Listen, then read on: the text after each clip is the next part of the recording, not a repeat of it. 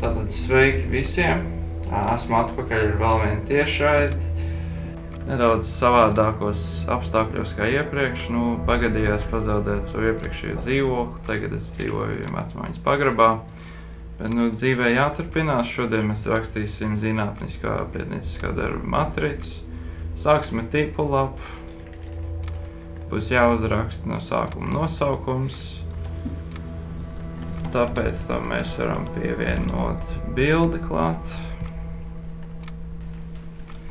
Jā, tātad, kad tas ir gatavs, ieliekam page breaku un turpinām ar ievadu.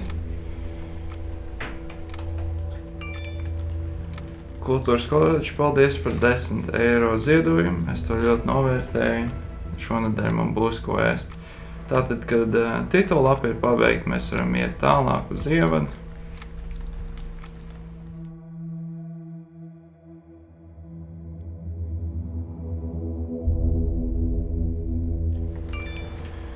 Tā viss strīmi smird. Man liekas, es to tūlīt bani iedošu. Šitādas lietas nevajag čatā rakstīt.